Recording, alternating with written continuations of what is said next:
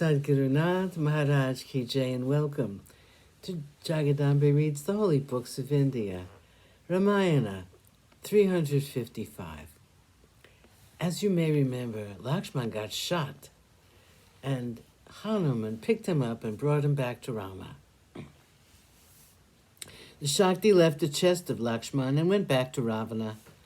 Lakshman was his old self once again, and there was not a trace of the wound made by the Shakti. Ravana had recovered and was bent on fighting with fury. The Vanara army was suffering, and they rushed once again to Rama in despair. Rama quickly took up his bow and looked at Ravana, who was at some distance. He went near him with the intention of offering him fight. Hanuman said, "My lord, he is in a chariot, and it is not right that you should stand on the ground and fight. Please be seated on my shoulders, and I will carry you." Rama was touched by the offer of Hanuman, and he agreed to be seated on the back of Hanuman. The king of men accosted the king of the Rakshasas. The twang of his bow was loud, and it was frightening. He spoke to Ravana, "You are too sure of your valor. You consider yourself to be a great hero. You have offended me in a manner which cannot be forgiven. Be prepared to accept punishment for it at my hands.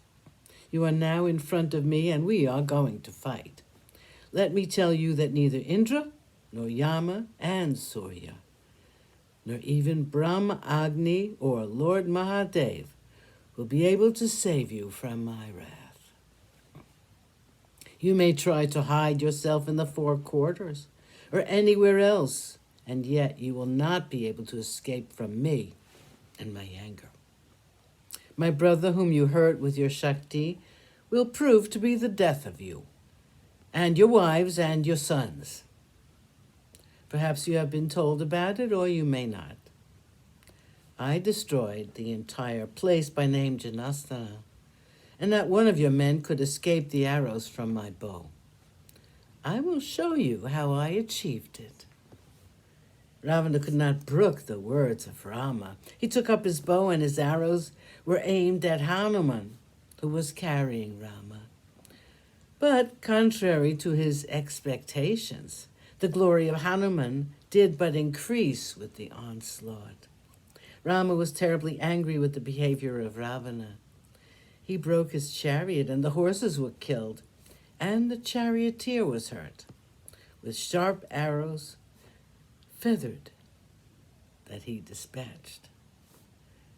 Another arrow, powerful like the Vajra, was aimed at the chest of Ravana, and he, who had stood unruffled in the presence of Indra and his Vajra, now staggered under the impact of Rama's arrow, and his bow slipped from his hand.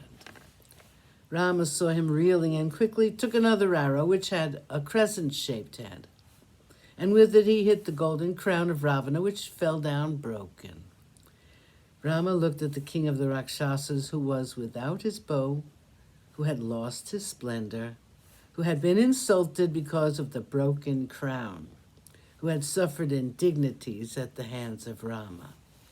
Rama said, "You acted in an unforgivable manner, and you have hurt many of my warriors, and yet, since you are extremely tired, I have refrained from killing you with my arrows. I have allowed you to live. Go home, rest your tired limbs, and come back with another bow and another chariot. The fight has exhausted you, O king. Go back to Lanka with my leave. When you come back after you rest, refreshed and ready to fight, I will then show you what I'm capable of." Ravana's bow was broken, his chariot and his horses with the charioteer had been destroyed. His famed crown had been splintered by a single arrow of Rama's.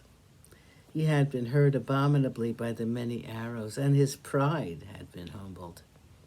His enthusiasm had all gone, and he returned crestfallen to Lanka. The celestials who had been watching from the skies were pleased with Rama. Sadgurunath Maharaj Ki Jai. Thank you for coming. I hope you come again.